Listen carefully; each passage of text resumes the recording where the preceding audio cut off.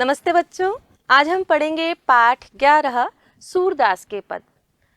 हिंदी साहित्य में कृष्ण भक्ति जो है बहुत प्रमुख है और कृष्ण भक्ति के लिए लिखे गए दोहे भी बहुत प्रमुख हैं। उनमें सूरदास का नाम सबसे पहले आता है। सूरदास जन्म से ही अंधे थे, उन्हें दिखाई नहीं देता था, परंतु ऐसा लगता है कि शायद कृष्ण की लीलाएं वो साक्षात देखा करते थे। आंखें न होने के बावजूद भी उन्होंने कृष्ण भक्ति में कृष्ण की लीलाओं का जो वर्णन किया है अप्रतिम है। हम भी उनकी लीलाओं का इतना सुंदर वर्णन नहीं कर सकते जितना सूरदास जी ने किया है। लोग आश्चर्यचकित रहते थे कि आंखें न होने के बाद भी वो इतनी बारीकियों से कैसे उनके इतने सुंदर रूप का वर्णन कर लेते हैं, उनकी लीलाओं को देख लेते हैं और फिर अक्षरशः वही सब लिखते हैं जैसे कि एक आंख वाला व्यक्ति देखता है। चलिए आगे बढ़ते हैं और पढ़ते हैं कि आज हम कौन कौन से दोहे यहाँ पर पढ़ रहे हैं। शुरू करते हैं बच्चों। सूरदास जी ने यहाँ पर लिखा है, शोभित कर नवनीत लिए घुटरुन चल रेनु तन मंडित मुख धदि लेप किए, चारु कपोल लोल लोचन घोरोचन तिलक दिए, लट लट कनि मधुमत मधुपगन मादक मदहु पिए, कठुला कंठ ब्रज के हरिनख राजत रुच रहिए, धन्य सूरो एको पल यही सुख का सतकल्प जिए। यहाँ पर सूरदास जी बता रहे हैं कि यशोदा मैया ने अभी अभी मक्खन निकाला है और उनके हाथ में वो मक्खन सुशोभित हो रहा है, शोभायमान हो रहा है। और क्या कर रहे हैं वो मक्खन हाथ में लेकर के घुटनों के बल चलते चले जा रहे हैं। घुटरुन चलत रेनु तन मंडित, क्या हो रहा है कि वे घुटनों के बल चल रहे हैं और उनके शरीर पर मिट्टी लगी हुई है, रेत लगी हुई है। रेणु मतलब मिट्टी, तन शरीर पर, मंडित मंडा हुआ है मतलब उनके शरीर पर रेत लग रही है। मुख धदि लेप किए, और उनके मुख पर चारों तरफ जो है दही का लेप हो रखा है, क्योंकि वो मक्खन खा रहे हैं तो मक्खन में जो दही होता है वो उनके चारों तरफ मुख पर लिपटता चला जा रहा है।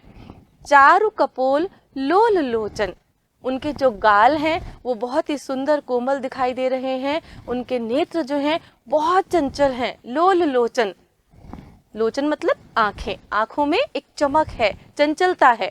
गोरोचन तिलक दिए, और माथे पर उनके गोरोचन का तिलक लगाया हुआ है। गोरोचन एक प्रकार का, जैसे हम चंदन का तिलक करते हैं ना, ऐसे गोरोचन एक पदार्थ होता है सुगंधित, उसका तिलक करते हैं, तो उनके मस्तक पर गोरोचन का तिलक हो रखा है। लट लटकनी मनु मत मधुपगन मादक मदहु पिए, और घुटनों के बल जब वो आगे चलते हैं तो उनके घुंघराले बालों की जो लटें हैं ना उनके गालों को छू रही हैं। तो यहाँ पर सूरदास जी कह रहे हैं कि जब वो लटें उनके गालों को छूती हैं तो ऐसा लगता है जैसे मधुप, मधुप माने भंवरा, भंवरा फूलों का रस लेकर बहुत आनंदित हो रहा है। जैसे भंवरे और मधुमक्खियों को आपने देखा है ना, फूलों पर बैठ के उनका रस चूसती हैं, ऐसे जब वो लटें घुंघराले बालों की उनके गालों को छूती हैं तो ऐसा लग रहा है जैसा भंवरा फूलों का रस पीकर आनंदित हो रहा है। मादक मधुहि पिए मतलब मधुही, मीठा रस पी करके मादक हो रहा है, आनंदित हो रहा है, नशे में चूर हो रहा है। कठुला कंठ ब्रज केहरी नख राजत रुच रहिए, और फिर उनके गले में जो कंठुला, गले में पहनने का जो आभूषण होता है उसको कंठुला कहते हैं। उन्होंने गले में कंठुला जो पहनी हुई है उससे उनकी खूबसूरती और ज्यादा बढ़ रही है। और क्या पहन रखा है उन्होंने? शेर का नाखून।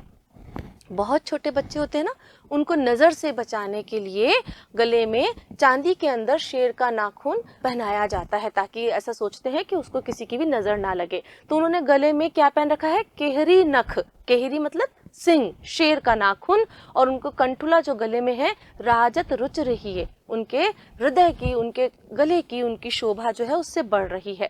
धन्य सूर एको पल यही सुख का सतकल्प जिए, वो कह रहे हैं सूरदास जी यहाँ पर कि जिसने भी एक क्षण भी उनकी इस सुंदरता का सुख उठा लिया तो मानो उसने 7 कल्प जी लिए। कल्प का मतलब होता है हजारों हजारों वर्ष, बहुत सारे वर्ष। तो कह रहे हैं कि इतनी सुंदरता जिसने श्री कृष्ण की देख ली, एक पल के लिए भी उसने हजारों वर्ष जीने का आनंद ले लिया। फिर से एक बार देखते हैं इन्हें कि यहाँ पर यशोदा मैया ने मक्खन निकाला है ताज़ा ताज़ा, वो ताज़ा मक्खन उन्होंने हाथ में ले रखा है, उनके हाथ में वो शोभायमान हो रहा है और वो मक्खन लेकर के घुटनों के बल चलते हुए आगे बढ़ते जा रहे हैं। जब वो घुटनों के बल चल रहे हैं तो उनका शरीर जो है मिट्टी से सन गया है, मतलब उनके शरीर पर मिट्टी लग गई है और मुख पर चारों तरफ उनके दही चिपट गई है। जब भी छोटे बच्चे कोई चीज़ खाते हैं तो वो चारों तरफ मुंह पे लगा लेते हैं ना, ऐसे ही उनके जो गाल हैं वो बहुत सुंदर हैं, कोमल हैं,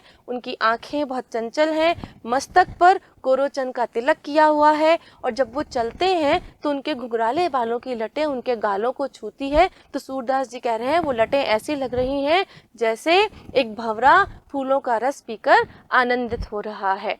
और फिर गले में कठुला, एक आभूषण जो गले में पहनते हैं वो, और शेर का नाखून सुशोभित हो रहे हैं, उनकी सुंदरता को और बढ़ा रहे हैं। लास्ट वाली लाइन में कह रहे हैं सूरदास जी कि ऐसा लग रहा है कि जो भी व्यक्ति उनके इस रूप का एक क्षण को भी दर्शन कर लेता है वो ऐसा लगता है उसने हजारों हजारों कल्प जी लिए हैं। कितनी सुंदर उनके रूप की व्याख्या की है यहाँ पर सूरदास जी ने। ऐसा आपको लगता है कि सूरदास जी देख नहीं सकते होंगे? उनका नाम सूरदास रखा ही इसीलिए गया था कि वो नेत्रहीन थे, उन्हें दिखाई नहीं देता था, पर उनकी जो मन की इच्छा थी, कृष्ण भक्ति थी, कृष्ण के प्रेम में जो वो सराबोर रहते थे, तो ऐसा लगता था जैसे कृष्ण भगवान साक्षात उन्हें दर्शन दे रहे हों, साक्षात उन्हें अपनी लीलाएं दिखा रहे हों। ये था सूरदास जी का कृष्ण के प्रति प्रेम। चलिए आगे बढ़ते हैं। आगे वाला जो पद्यांश है, जो दोहा यहाँ पर लिखा हुआ है, उसमें कृष्ण जो है वो बलराम से नाराज होकर आए हैं और अपनी मैया से बलराम की शिकायत कर रहे हैं। क्या शिकायत कर रहे हैं वो आगे पढ़ते हैं।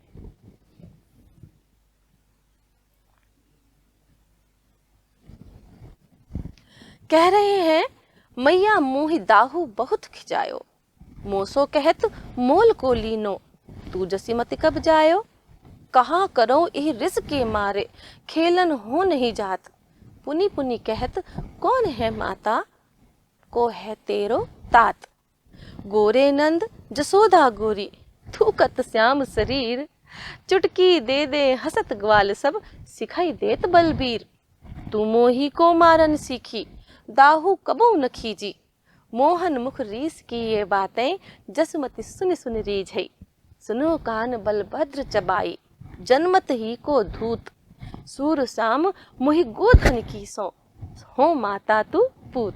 बहुत ही सुंदर यहाँ पर दोहा लिखा हुआ है। ये श्री कृष्ण की एक और बाल लीला है, उनके गुस्से का जो स्वरूप है वो यहाँ पर बताया गया है। श्री कृष्ण चलते हुए आते हैं और अपनी माता से कहते हैं कि मैया मुझे दाऊ बहुत परेशान कर रहे हैं, मैया मुही दाऊ बहुत खिजायो। दाऊ मतलब बड़े भाई को वो दाऊ कह रहे हैं यहाँ पर, बलराम को कह रहे हैं कि उन्होंने मुझे बहुत परेशान किया हुआ है, बहुत खिजा रहे हैं मुझे। मोसो कहत मोल को लीनो, तू जसुमती कब जायो, मुझसे कहते हैं कि तेरे को जसुमती ने पैदा ही कब किया, यशोदा मैया ने तो तुझे पैदा ही नहीं किया, तेरे को तो वो पैसों से मोल खरीद करके आई हैं। कहा करो ये रिस के मारे, खेलन हो नहीं जाता। वो कह रहे हैं कि मुझे इसी गुस्से के मारे मैं खेलने नहीं जाता उनके साथ। रिस मतलब क्रोध के मारे।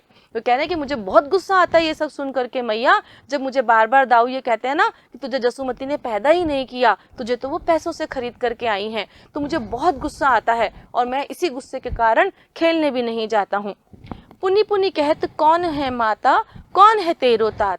बार बार मुझसे पूछते हैं बता तेरी मैया कौन है, तेरे पिता कौन है, अब तुम ही बताओ, तुम मेरी माता हो, नंद बाबा मेरे पिता है, तो मैं क्या नाम बताऊं कि मेरे माता पिता कौन है। मुझे बहुत गुस्सा आता है मैया ये सब सुन करके।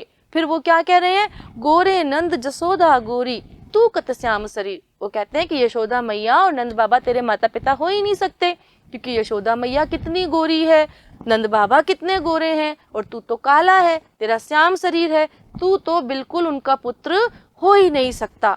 चुटकी दे दे हसत ग्वाल सब। वो कह रहे हैं आगे कि जो दाऊ हैं वो सबको सिखा देते हैं, सिखाई देत बलबीर। दाऊ सब जितने भी ग्वाले वहाँ पर खड़े हैं उनको सब सिखा देते हैं, और उनकी बातें सुन करके वो सारे ग्वाले चुटकी दे दे करके, ताली बजा बजा करके मेरे ऊपर हंसते हैं। तू मोही को मारन सीखी। मैया जब मैं कोई शरारत करता हूँ तो हमेशा तू मुझे ही डांटती है, मुझे ही मारती है। दाऊ को तो तू कभी परेशान नहीं करती, कुछ कहती नहीं है दाऊ को, वो कुछ भी बोलता रहता है। जब देखो तब लोग मेरी शिकायत करने आ जाते हैं और मैया तो मुझे मारती है। और दाऊ कितनी भी शिकायत कर ले, उसकी कितनी भी शरारत कर ले दाऊ, तुम कभी उसे कुछ नहीं कहती। मोहन मुख रिस की ये बातें, जसुमती सुन सुन रीझ है। अब यहाँ पर यशोदा मैया कृष्ण को क्रोध में देखती हैं और उसकी जो क्रोध भरी बातें हैं सुन करके मन ही मन बड़ी आनंदित हो रही हैं, रीझ रही हैं। खुश होते हैं ना हम भी, जब कोई छोटा बच्चा आकर के गुस्सा करता है, तोतली आवाज में कोई शिकायत करता है तो हम भी बहुत खुश होते हैं। तो वैसे ही यशोदा मैया भी श्री कृष्ण की क्रोध भरी लीला, उसके क्रोध भरा मुख देख करके और उसके मन की ये जो बातें हैं सुन करके बड़ी आनंदित हो रही हैं। और फिर उसको क्या कहती हैं, सुनो कान बलभद्र चबाई। सुनो काना, ये बलराम जो है ना ये बहुत ही चुगलखोर है, जन्मत ही को धूत, जन्म से ही ये बहुत बदमाश है, धूर्त है एक नंबर का। सूर श्याम मुहि गोधन की सो, श्याम कान्हा मुझे पूरे गोधन की सो, गौ माता की सौ है, कसम है, मैं ही तेरी माता हूँ और तू ही मेरा पुत्र है। यहाँ पर यशोदा मैया उसे समझाने का प्रयास कर रही है कि बलराम जो है ना वो तो बचपन से ही बहुत धूर्त है, चुगलखोर है एक नंबर का, इसलिए वो तुझे परेशान करता है, तो उसकी बात का बुरा मत माना कर। सच में गोधन की सौ, मैं गौ माता की सौ खा के कहती हूँ, कसम खा के कहती हूँ कि मैं ही तेरी माता हूँ और तू ही मेरा पुत्र है। तो इस दोहे में हमने क्या पढ़ा, इस दोहे में कृष्ण जो है वो बलराम की बातें सुन सुन करके परेशान होकर के उसकी शिकायत करने के लिए यशोदा मैया के पास आते हैं और कहते हैं कि बलराम मुझे ये कह रहा है कि तुम्हें तो यशोदा मैया खरीद करके लेके आई है, उन्होंने पैदा नहीं किया, क्योंकि वो खुद गोरी हैं, नंद बाबा गोरे हैं और तुम बिल्कुल काले हो, तुम तो मिलते ही नहीं हो उनसे, इसलिए पक्का समझ लो कि तुम उनके पुत्र नहीं हो। और फिर वो क्या करता है, वो सारे ग्वालों को भी यही बातें सिखा देता है और सारे ग्वाले ताली बजा बजा करके मेरा मजाक उड़ाते हैं। मैया मैं इसलिए उनके साथ खेलने भी नहीं जाता हूँ, तुम हमेशा मुझे मारती हो मैया जब कोई मेरी शिकायत करने आता है, लेकिन बलराम भाई को तुम कुछ भी नहीं कहती। तो कृष्ण की ये सारी बातें सुन करके यशोदा मैया उस पर रीझ रही हैं, आनंदित हो रही हैं, खुश हो रही हैं और उसको कहती हैं कि अरे भाई बलराम तो बिल्कुल ही चुगलखोर है, वो तो बिल्कुल धूर्त है, बचपन से ही बहुत बदमाश है। सच में मैं सही कह रही हूँ। और गौ माता की कसम खा के कहती हैं कि तू ही मेरा पुत्र है और मैं ही तेरी माता हूँ। तो यहाँ पर श्री कृष्ण की बाल लीला को सुन करके, श्री कृष्ण की बातों को सुन करके यशोदा मैया बहुत आनंदित हो रही हैं। आगे बढ़ते हैं बच्चों। इस दोहे में सूरदास जी ने ये बताने का प्रयास किया है कि इस संसार में केवल कृष्ण ही हैं जो हमें इस संसार से पार लगाने वाले हैं। वो यहाँ पर कह रहे हैं कृष्ण ही इस संसार का आधार है। मेरो मन अनत कहाँ सुख पावे, जैसे उड़ी जहाज को पंछी फिरी जहाज पर आवे। कमल नान को छाड़ी महात्म और देव को ध्यावे, परम गंग को छाड़ी प्यासो दुर्मति कूप खनावे। जिहि मधुकर अम्बुज रस चाख्यो, क्यों करील फल खावे। सूरदास प्रभु काम धेनु तजी, छेरी कौन धुहावे।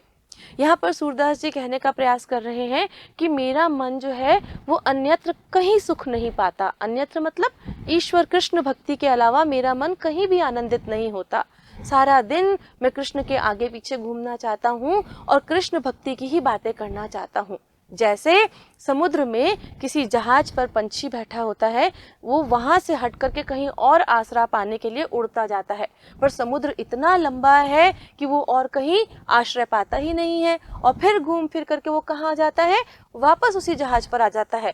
ऐसे ही इस पूरे संसार रूपी सागर में मैं भी घूम फिर करके सिर्फ ईश्वर यानी कृष्ण की शरण में ही यहाँ पर आ जाता हूँ। एकमात्र कृष्ण ही हैं जो मुझे आश्रय देते हैं, एकमात्र कृष्ण ही हैं जो हमारे दुखों को हरते हैं, एकमात्र कृष्ण भक्ति के सहारे ही हम इस संसार रूपी सागर को पार कर सकते हैं। कमल नयन को छाड़ी महात्म और देव को ध्यावे। ऐसा कैसे हो सकता है कि हम उस कमल नयन के महात्म्य को भूल जाएं और किसी और देव की हम आराधना करें, किसी और देव को हम यहाँ पर उनको पूजित करें। मैं तो ऐसा बिल्कुल नहीं कर सकता, क्योंकि कमल नयन दया के सागर कृष्ण ही हमें इस संसार से पार लगाने वाले हैं। परम गंग को छाड़ प्यासो दुर्मति कूप खनावे, कि ये तो उसी तरह की बात हो गई जैसे साथ में गंगा बह रही है और उसे छोड़ करके एक प्यासा व्यक्ति, मूर्ख बुद्धि व्यक्ति कुआं खोद रहा है। क्या कभी ऐसा हो सकता है कि गंगा हमारे सामने बह रही हो और हम अपनी प्यास बुझाने के लिए कुएं खोदने का यत्न कर रहे हो? नहीं ना। उसी प्रकार हम कृष्ण को छोड़ करके, कमल नयन इतने खूबसूरत, इतने प्यारे कृष्ण को छोड़ करके हम किसी और देव को ध्याएं, ऐसा हो ही नहीं सकता। वो कह रहे हैं जिहि मधुकर अंबुज रस चाख्यो, जिस प्रकार मधुकर भंवरे ने जब अंबुज रस चाख लिया, अंबुज मतलब कमल के पुष्प का रस जो है उसका आनंद ले लिया, तो फिर वो कड़वा फल क्यों खाएगा, क्यों करील फल खावे, फिर वो क्यों कड़वे फल का स्वाद लेगा। सूरदास प्रभु कामधेनु तज छेरी कौन दुहावे। सूरदास जी कह रहे हैं कि जिस प्रकार एक भंवरा कमल के फूल का रस जब पी लेता है तो फिर वो क्यों किसी कड़वे फल का आनंद उठाएगा। उसी प्रकार जब हमारे पास कामधेनु गायें हैं तो उसको छोड़ करके हम क्यों बकरी को दुहाएंगे, मतलब बकरी का दूध निकालेंगे। बकरी और कामधेनु जो गायें हैं उनमें फर्क है ना बच्चों। कामधेनु गाय ऐसी होती थी, ऐसा कहा जाता था कि उससे हम जो कुछ भी मांगते हैं ना वो हमारी सारी इच्छाएं पूरी करती है। तो जिसके पास कामधेनु है, जिसके पास स्वयं कृष्ण भगवान है, जो स्वयं कृष्ण भक्ति के रस में रमा हुआ है, तो फिर वो संसार में कहीं और क्यों जाएगा। तो यहाँ पर सूरदास जी ने ये समझाने का प्रयास किया है कि कृष्ण भक्ति सर्वश्रेष्ठ है, सबसे बड़ी है। कृष्ण जो हैं वो दुखियों का दूर करने वाले हैं, दीन दयाल हैं। उनके बहुत से नाम हैं, जिस नाम से उन्हें पुकारा जाए वो बहुत थोड़ा है। तो जब हमारे पास श्री कृष्ण है तो हमें कहीं और जाने की आवश्यकता नहीं है।